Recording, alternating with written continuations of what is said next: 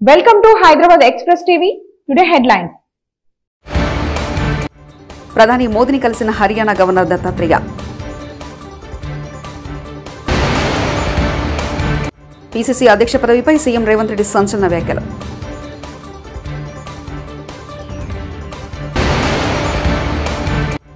తెలంగాణ బొగ్గు గనుల వేలానికి పెట్టిన ఆ రెండు పార్టీలు కేటీఆర్.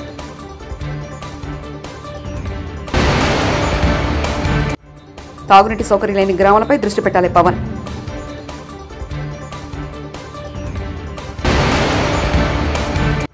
రామోజీరావుకు నివాళులర్పించిన చంద్రబాబు పవన్ కళ్యాణ్. దేశం పురోగతి వైపు వెళ్తుందని రాష్ట్రపతి ద్రౌపది ముర్ము తెలిపారు. 18వ లోక్సభ తొలి సమావేశంలో ఆమె మొదటిసారి ప్రసంగించారు. లోక్సభ సమావేశంలో భాగంగా మొదటి 2 రోజులు ఎంపీల ప్రమాణ స్వీకారం చేయగా 3వ రోజు స్పీకర్ ఎన్నిక జరిగింది. 4వ రోజున ఇవాళ రాష్ట్రపతి ప్రసంగించారు. మొదటగా ఆమె కొత్తగా గెలిచిన ఎంపీలకు శుభాకాంక్షలు తెలిపారు. దేశ ప్రజల విశ్వాసం గెలిచి లోక్సభకు ఎన్నికయ్యారన్నారు. ప్రజల ఆకాంక్షలను ప్రతి సభ్యుడు నెరవేరుస్తారని ఆశిస్తున్నట్లు తెలిపారు. కార్పొరేట్ కార్యమంత్రి డాక్టర్ సుబ్రహ్మణ్యం జయశంకర్, విదేశ్ మంత్రి मनोहर लाल, హర్యానా గవర్నర్ బండారు దత్తాత్రేయ బుధవారం కుటుంబ సభ్యులతో కలిసి పార్లమెంట్ భవనంలో ప్రధాని మోదీతో సమావేశమయ్యారు. ప్రధానిగా 3వసారి బాధ్యతలు చేపట్టిన సందర్భంగా మొదటి జ్ఞాపికను అందజేసి శుభాకాంక్షలు తెలిపారు. ప్రధానిని కలిసిన వారిలో దత్తాత్రేయ సతీమణి వసంత, కుమార్తె విజయలక్ష్మి, అల్లుడు జిగ్నేష్, మనవరాళ్లు జశోధర, వేదాంశులున్నారు. ఈ సందర్భంగా తన ముందు పాటపాడి అలరించిన దత్తాత్రేయ మనవరాలను ప్రధాని మోదీ అభినందించారు.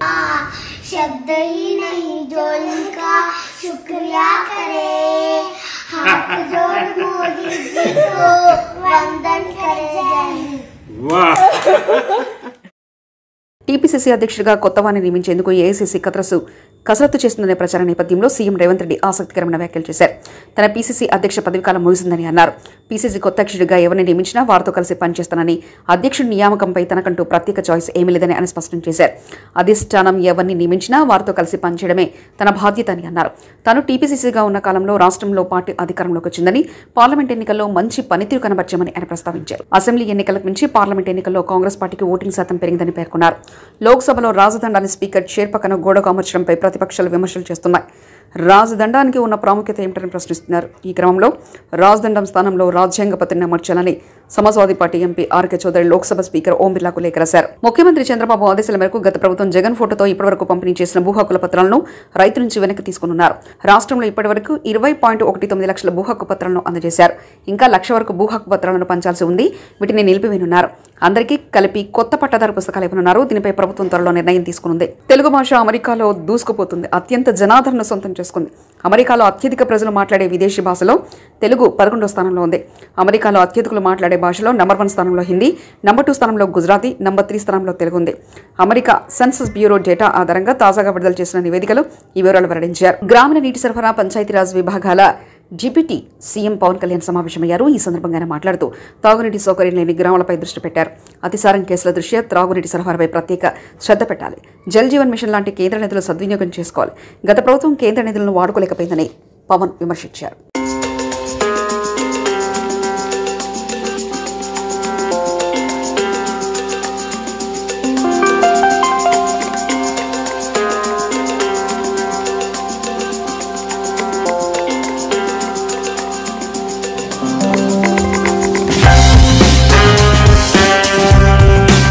పోలీసులు పిన్నెల్లి రామకృష్ణారెడ్డి గారిని అరెస్ట్ చేసి తీసుకెళ్లే సమయంలో టీడీపీ కార్యకర్తలు అక్కడ ఏం పని, అంతకుముందు పోలీసులు ఉన్నా సరే నిలవరించకుండా టీడీపీ కార్యకర్త శివను పిన్నెల్లికి సమీపంగా ఎందుకు రానిచ్చారు? అక్కడికి వచ్చి రెచ్చగొట్టడానికి శివ ఎందుకు ప్రయత్నించాడు? దాన్ని పోలీసులు ఎందుకు నిలవరించలేదు?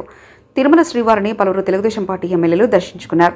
గురువారం వీఐపీ ప్రారంభ విరామ దర్శన సమయంలో కళా వెంకట్రావు, ధర్మరాజు, ధూళిపాల నరేంద్ర, బివి నాగేశ్వరరెడ్డి వేర్వేరుగా స్వామివారి సేవలో పాల్గొని మొక్కులు చెల్లించుకున్నారు. తిరుమల తిరుపతి దేవస్థాన ఆలయ అధికారులు వీరికి స్వాగతం పలికి దర్శన ఏర్పాట్లు చేశారు. దర్శనం అనంతరం రంగనాయకుల మండపంలో తెలుగుదేశం పార్టీ ఎమ్మెల్యేలకు పండితులు ఆశీర్వచనం చేసి స్వామివారి తీర్థప్రసాదాలను అందజేశారు.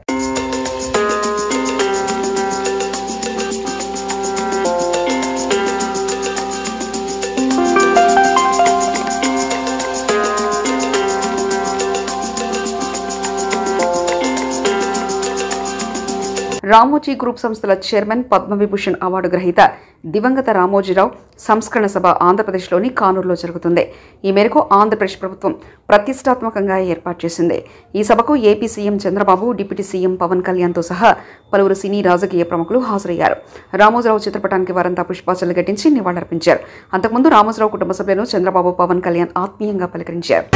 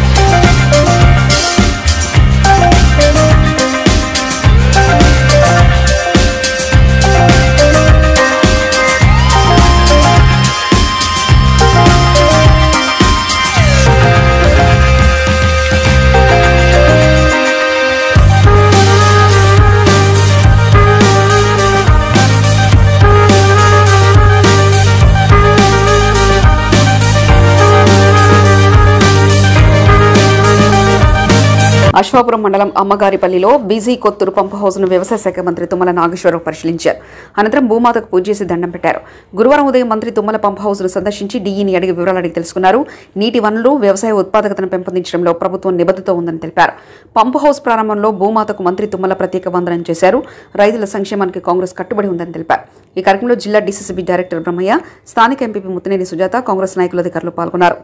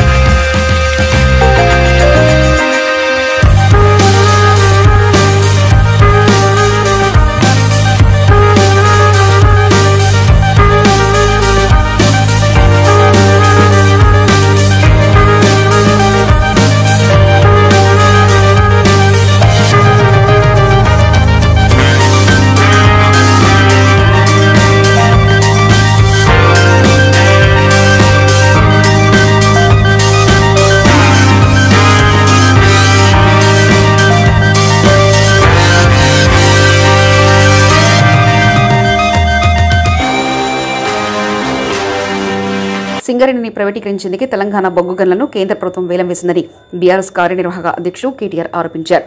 గురువారం తెలంగాణ భవన్లో సింగరేణి ప్రాంతానికి చెందిన మాజీ ఎమ్మెల్యేలు, బీఆర్ఎస్ పార్టీ శ్రేణులతో పాటు బొగ్గు గని కార్మిక సంఘ నాయకులతో కేటీఆర్ సమావేశమయ్యారు. ఈ సందర్భంగా కేటీఆర్ మాట్లాడుతూ మోదీ ప్రభుత్వంలో సీఎం రేవంత్ రెడ్డి కుమ్మక్కై బీజేపీకి అనుకూలంగా వ్యవహరిస్తున్నారని మండిపడ్డారు. అందుకే సింగరేణికి బొగ్గు గనులు కేటాయించకుండా నష్టాల్లో నెట్టే ప్రయత్నం చేస్తున్నారన్నారు. ఆ తర్వాత సింగరేణి నష్టాల్లో ఉందంటూ పెట్టుబడుల ఉపసంహరణ కోసం రంగం సిద్ధం చేస్తున్నారని విమర్శించారు. ఆ హామీలు అమలు కావడం లేదు కాబట్టి మీరు ప్రధాన ప్రతిపక్షంగా ప్రజల తరపున మా తరపున గొంతు విప్పండి, పోరాడండి అంటూ వారు అందరూ కూడా కలిసి వచ్చి వారి సమస్యలన్నీ కూడా వివరించి చెప్పడం జరిగింది. ప్రధానంగా వారు ఈరోజు లేవనెత్తిన అంశాల్లో కాంగ్రెస్ పార్టీ ఆనాడు ప్రతిపక్షంలో ఉన్నప్పుడు వార్షిక జాబ్ క్యాలెండర్ విడుదల చేస్తాము, ఒక పద్ధతి ప్రకారం రిక్రూట్మెంట్ చేస్తాము, ఏ నోటిఫికేషన్ ఏ రోజు వస్తుందో ముందే తారీఖుతో సహా తేదీతో సహా ప్రకటిస్తున్నామని చెప్పి పెద్ద ఎత్తున ఆనాడు పత్రికల్లోనే జాబ్ క్యాలెండర్ పేరిట అడ్వర్టైజ్మెంట్ రిలీజ్ చేయడం జరిగింది. చాలా పెద్ద ఎత్తున తెలుగులో, ఇంగ్లీష్లో అన్ని రకాలుగా వారు విడుదల చేశారు. అందులో వారు చెప్పిన దానిలో ముఖ్యంగా మరి గ్రూప్ 1 జూన్ 1 నాడే విడుదల చేస్తాము, ఫిబ్రవరి 1 నాడు విడుదల చేస్తాము. గ్రూప్ 2 మరి ఏప్రిల్ 1 విడుదల చేస్తాము నోటిఫికేషను. గ్రూప్ 3 జూన్ 1 విడుదల చేస్తాము. గ్రూప్ 4 కూడా June 1. Assistant executive, assistant engineer, PR, ఆర్ఎండ్బి, ఆర్డబ్ల్యూఎస్, అదేవిధంగా పబ్లిక్ హెల్త్ డిపార్ట్మెంట్ ఇవన్నీ కూడా మే 1 నాడు విడుదల చేస్తాము. అగ్రికల్చర్, హార్టికల్చర్, వెటర్నరీ పోస్టులకు సంబంధించి మే 1 నాడే జాబ్ క్యాలెండర్ విడుదల చేస్తాము, నోటిఫికేషన్ విడుదల చేస్తాము.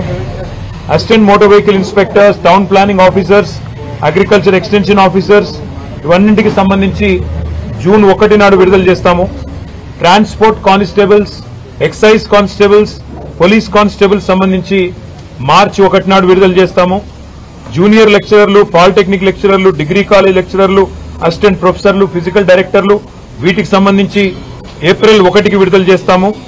ఉపాధ్యాయులకు సంబంధించి ఇట్లా డిఎస్సి, మెగా డిఎస్సి విడుదల చేస్తాము. అదేవిధంగా విలేజ్ రెవెన్యూ ఆఫీసర్స్, జీపీ సెక్రటరీలు, మండల స్థాయి సాంకేతిక సిబ్బందికి 1 జూన్ నాడు విడుదల చేస్తామని చెప్పి దాదాపు 10 నోటిఫికేషన్లు ఏవైతే ఇప్పటికే ఇవ్వాల్సి ఉండెనో అవి ఇవ్వకుండా ఇచ్చిన మాటలు నీటి మూటలు అని తేల్చేసిన వైనం మన కళ్ళ ముంగట కనబడతా ఉన్నది.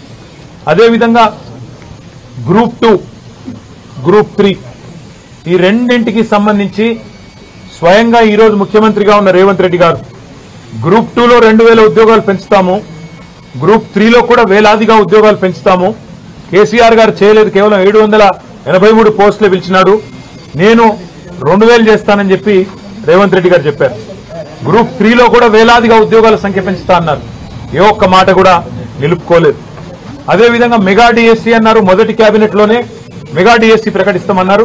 మరి ఇప్పటిదాకా ఈ ప్రభుత్వం వచ్చిన తర్వాత, కాంగ్రెస్ ప్రభుత్వం వచ్చిన తర్వాత 2 పనులు చేసినారు. కేసీఆర్ గారి ప్రభుత్వంలో ఇచ్చిన గ్రూప్ 1 నోటిఫికేషన్ రద్దు చేసి తిరిగి 60 పోస్టులు యాడ్ చేసి కొత్తగా రీనోటిఫై చేసినారు. మెగా డిఎస్సీ అన్నారు, దగా డిఎస్సీ చేసినారు. కేసీఆర్ గారు 5000 ఉద్యోగాలతో డిఎస్సీ ప్రకటిస్తే దాన్ని రద్దు చేసి ఇంకొక 5000 మాత్రమే కలిపి ఇవాళ రెండోసారి మళ్ళీ డిఎస్సీ అని మోసం చేసే ప్రయత్నం చేస్తా ఉన్నారు. ఇవాళ భారత రాష్ట్ర సమితి తరపున అదేవిధంగా ఇవాళ మమ్మల్ని కలిసిన ప్రధాని మోదీని కలిసిన హర్యానా గవర్నర్ దత్తాత్రేయ పీసీసీ అధ్యక్ష పదవిపై సీఎం రేవంత్ రెడ్డి సంచలన వ్యాఖ్యలు.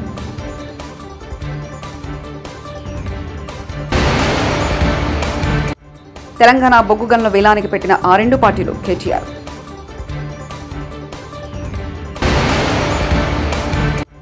తాగునీటి సౌకర్యం లేని గ్రామాలపై దృష్టి పెట్టాలి పవన్.